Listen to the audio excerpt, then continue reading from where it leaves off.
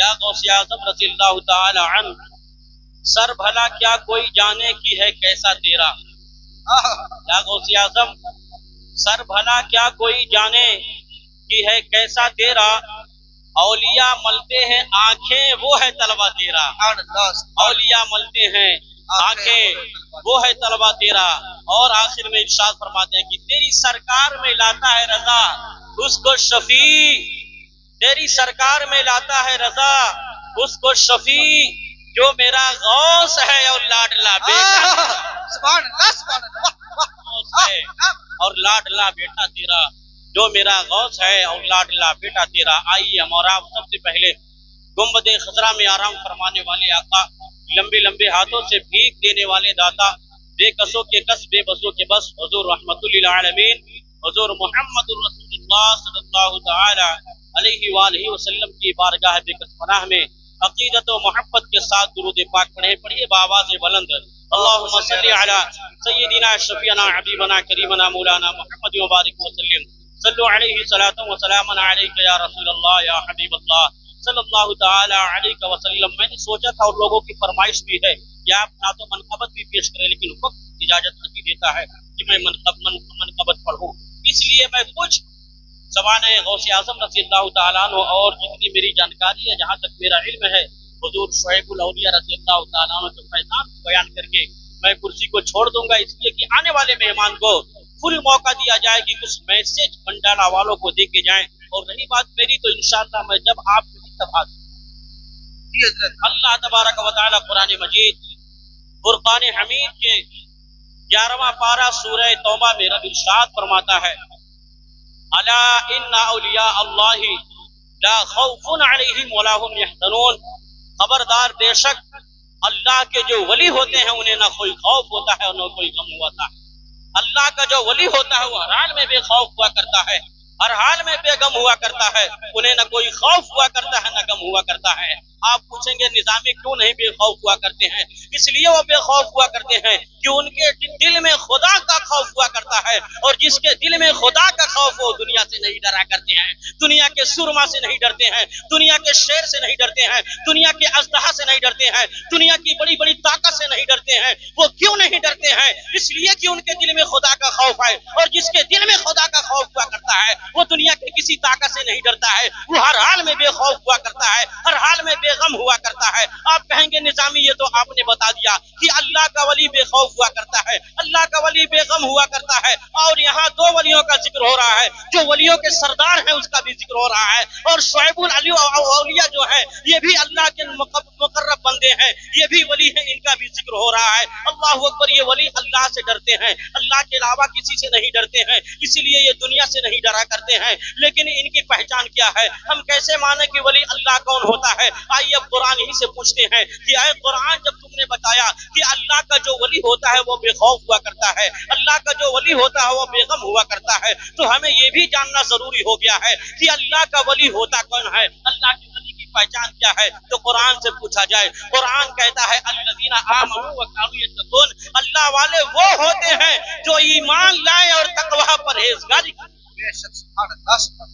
یہاں دو چیزیں شرط ہیں۔ قرآن کہتا ہے اللہ کا ولی وہ ہے جو ایمان کے ساتھ ساتھ تقوی پرہیزگاری کرے، یعنی سب سے پہلے ایمان شرط ہے، جو میں نے آپ کو بتا بھی چکا ہے، اور ایک مرتبہ پھر بتا رہا ہوں، سب سے پہلے ایمان ہونا چاہیے، اس لیے کہ اگر ایمان نہیں ہے تو ولی کی تو بات ہی چھوڑو، آپ مسلمان ہی نہیں۔ اگر ایمان نہیں ہے تو آپ مسلمان ہی نہیں ہو سکتے۔ ایمان کا ضروری ہے۔ ایمان کیا ہے؟ ایمان یہ ہے کہ اللہ کو ایک مانو۔ ایمان کیا ہے؟ رسول پاک صلی اللہ تعالی علیہ وسلم کو اللہ کا بھیجا ہوا نبی مانو۔ ایمان کیا ہے؟ قرآن کو اللہ کا مقدس کتاب تسلیم کرو۔ ایمان کیا ہے؟ اللہ اکبر، قبر کے عذاب کو برحق مانو۔ ایمان کیا ہے؟ جنت و دوزخ کو حق مانو۔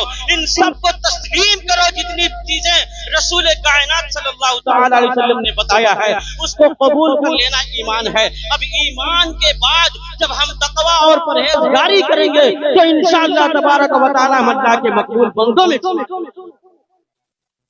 کا فیصلہ ہے، یہ تو قرآن کہہ رہا ہے۔ اب آئیے حدیث پاک سے پوچھتے ہیں، حدیث پاک کو پڑھتے ہیں۔ کہ اللہ کا ولی کون ہوتا ہے، اللہ کے ولیوں کی پہچان کیا ہوا کرتی ہے۔ قرآن نے کہا ایمان ہونا چاہیے، ساتھ ہی ساتھ تقویٰ پرہیزگاری ہونا چاہیے۔ اعلیٰ حضرت سے جب پوچھا گیا اے اعلیٰ حضرت آپ حضرتوں کے حضرت ہیں، ذرا آپ یہ بتائیے کہ اللہ کا ولی کون ہوتا ہے، تو اعلیٰ حضرت اس کی تفسیر میں لکھتے ہیں کنز الایمان میں کہ اللہ کا ولی وہ ہوتا ہے جو ہمیشہ اللہ کی یاد میں ڈوبا رہے، بے شک سبحان اللہ بس اللہ کی یاد میں مستغرق رہے، اسے اللہ کا ولی کہتے ہیں۔ حدیث پاک کا مفہوم ہے اللہ اکبر، اللہ کے نبی صلی اللہ تعالی علیہ وسلم ہے، آپ جلوہ گر ہیں، تشریف رکھتے ہیں، صحابہ کرام کا جھرمٹ ہے، ایسا محسوس ہوتا ہے اللہ اکبر ستاروں کے بیچ میں 14ویں کا چاند نظر آ رہا ہو۔ اسی اسنے میں صحابی رسول ہیں، اللہ کے نبی صلی اللہ تعالی علیہ وسلم ارشاد فرماتے ہیں الا انبئکم بخیارکم، اے میرے لوگوں، اے میرے غلاموں، اے میرے امتیوں، اے صحابہ سنو سنو، کیا میں تمہیں اللہ کے ولی کی پہچان نہ کرا دوں، کیا یہ نہ بتا دوں کہ اللہ کا ولی کون ہوتا ہے؟ اللہ اکبر، جب صحابہ کرام سنتے ہیں مچل جاتے ہیں اور کہتے ہیں فدا کا امی و ابی یا رسول اللہ، آپ پہ قربان ہو، قالوا بلا، اے اللہ کے نبی کیوں نہیں، ضرور آپ بتائیں کہ اللہ کا ولی کون ہوتا ہے۔ مشکاۃ شریف کی حدیث ہے، ہمارے علوی صاحب قبلہ تشریف رکھتے ہیں، اللہ کے نبی ارشاد فرماتے ہیں خیارکم الذی اذا رأوا ذکر اللہ، اللہ کا ولی وہ ہوتا ہے کہ جب اس کے چہرے پہ نظر پڑے خدا، نعرہ تکبیر، جب اس کے چہرے پہ نظر نعرہ پڑے، رسالت، مسلک اعلیٰ حضرت فیضان غوثی، اللہ کے نبی ارشاد فرماتے ہیں کہ اللہ کا ولی وہ ہوتا ہے کہ جب اس کے چہرے پہ نظر پڑے خدا یاد آ جائے۔ میں آپ سے پوچھنا چاہتا ہوں، یہاں بزرگ لوگ بھی تشریف رکھتے ہیں، کیا آپ نے شعیب الاولیاء کو نہیں دیکھا ہے؟ کیا آپ نے صوفی نظام الدین کو نہیں دیکھا ہے؟ کیا آپ نے حضور تاج الشریعہ کو نہیں دیکھا ہے؟ ضرور آپ نے حضور تاج الشریعہ کو دیکھا ہوگا، ضرور آپ نے حضور شعیب الاولیاء کو دیکھا ہوگا، اور نہیں تو تاج الشریعہ کو دیکھا ہوگا، صوفی نظام الدین کو دیکھا ہوگا۔ اللہ کی قسم، جب ان کے چہرے پہ نظر پڑتی تھی اللہ یاد ان کی تسبیح و تحلیل کو دیکھ کے، ان کی عبادت کو دیکھ کے، ان کی رفتار و گفتار کو دیکھ کے ہمیں خدا یاد آتا تھا، ہماری زبان پہ یہ آ جاتا تھا کہ اللہ اکبر، ان کی عبادت کیا ہے، اللہ اکبر، چہرہ کتنا خوبصورت ہے۔ یعنی جب ہم اللہ کے ولی کو دیکھتے ہیں تو خدا یاد آتا ہے، اور کیوں نہ آئے، اس لیے کہ اللہ کے نبی نے فرمایا ہے کہ اللہ کے نیک بندے وہ ہوتے ہیں کہ جب ان کے چہرے پہ نظر پڑے گی خدا یاد آ جائے گا۔ آج ہم تو ولیوں کے ولی کا ذکر کرنے کے لیے حاضر آئے ہیں، سبحان اللہ، پیرانے پیر کا ذکر کرنے کے لیے اکٹھا ہوئے ہیں، اور اللہ کے ولی حضور شعیب الاولیاء کا ذکر کرنے کے لیے اکٹھا ہوئے ہیں۔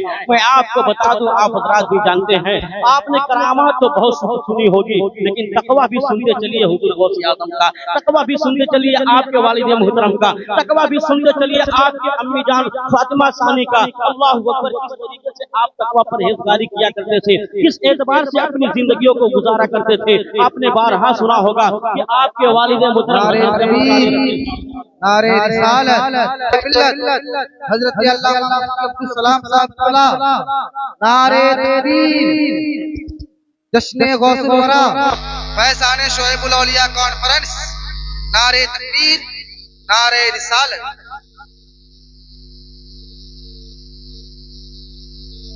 آپ دیکھ رہے ہیں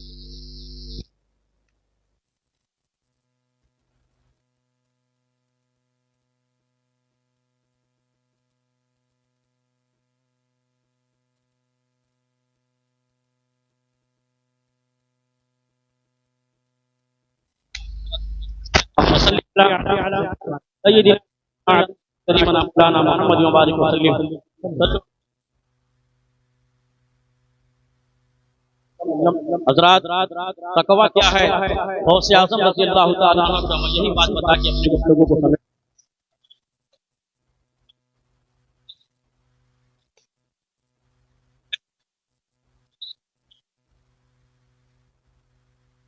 رمضان کو جب آپ کی ولادت ہوتی ہے، آپ کی ماں اللہ اکبر فرماتی ہیں کہ وقت سحر سے لے کے وقت افطار تک اللہ اکبر آپ نے دودھ کو نہیں نوش فرمایا۔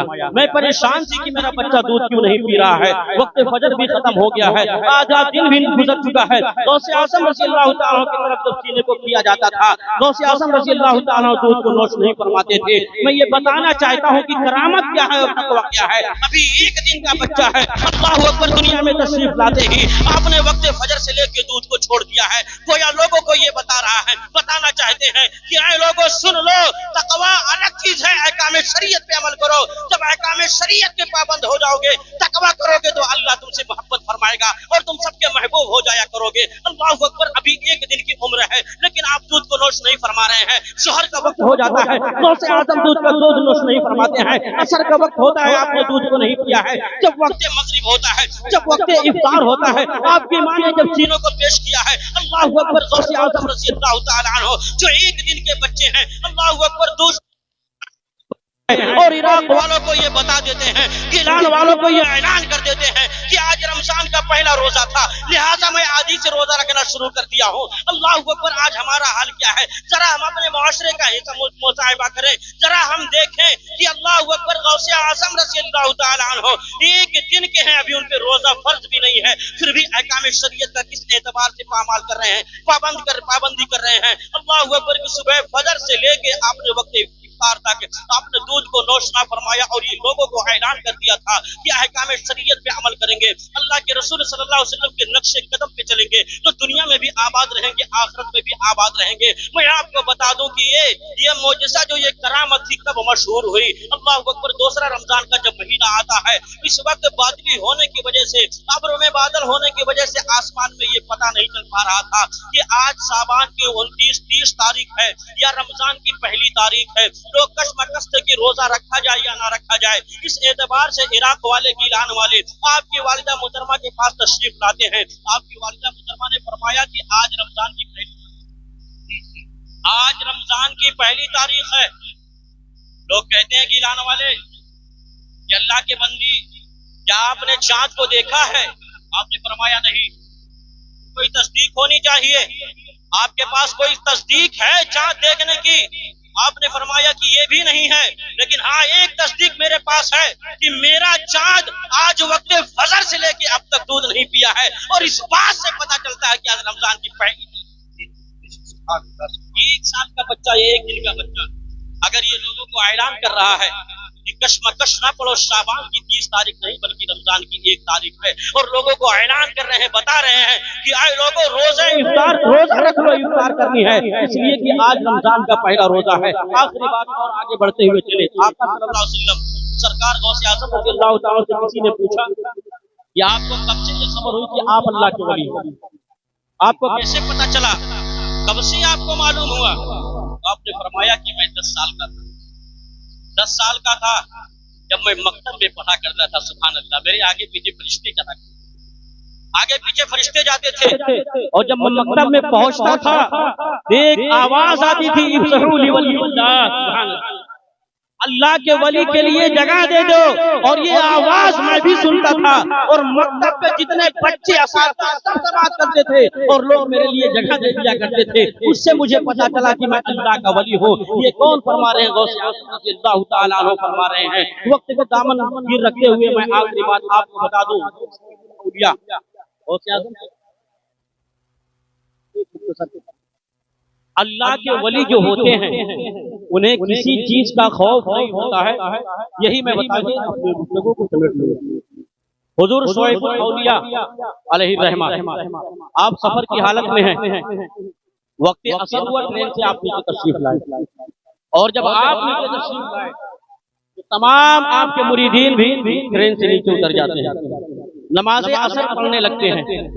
اتنے میں ٹرین ہارن دے کے چل پڑتی ہے, لیکن وارے عاشق وہ مرید سے کہ نماز نہیں. دوسرے لوگ ہوتے کہتے بھاگو ٹرین چھوٹ رہی ہے, چھوڑو جانے دو, لیکن امام مصلی پہ ہے اور آپ کے مریدین بھی آپ کے اقتداء میں نماز پڑھ رہے ہیں. ٹرین نے ہارن دے دیا, سگنل مل گیا, ٹرین چل چکی ہے, لیکن نماز کے پابند شعیب الاولیاء ہے, خود بھی نماز پڑھ رہے ہیں, آپ کے مریدین بھی نماز پڑھ رہے ہیں. ٹرین چلی جاتی ہے, اس کے بعد جب آپ سلام پھیرتے ہیں دیکھتے ہیں ٹرین نہیں ہے. تھوڑی دیر کے بعد کیا دیکھ رہے ہیں کہ جو ٹرین گئی تھی واپس الٹا چلی آ رہی ہے. یہ ولیوں کا پاور نہیں تو اور کیا ہے. ہماری ٹرین چھوٹ گئی تو چھوٹ گئی, ہمیں دوسری ہی ٹرین پکڑنی پڑے گی, لیکن شعیب الاولیاء کی ایک ادنا کرامت میں بیان کر رہا ہوں, اس لیے وقت نہیں ہے. یہ آپ نماز میں مشغول تھے یہ سوچ کے کہ میں اللہ کی عبادت میں ہوں، اب چاہے زمین پھٹ جائے یا زمین دھس جائے یا آسمان ریزہ ریزہ ہو جائے، یہ سورج بکھر جائے، کچھ نہیں ہوگا، اس لیے کہ ہم اللہ کی عبادت میں ہیں، اور جب تک اللہ کی عبادت نہیں کر لیتے ہیں ہم اپنی نماز کو مکمل نہیں کر سکتے ہیں، ہم اپنی نماز کو توڑ نہیں سکتے ہیں۔ اور جب آپ نے نماز کو مکمل کیا ہے تو کیا دیکھتے ہیں کہ جو ٹرین گزری ہوئی تھی وہی واپس چلی جا رہی ہے۔ حضور شعیب الاولیاء کی بہت ساری باتیں ہیں، انشاءاللہ آپ حضرت سے سماعت کریں گے۔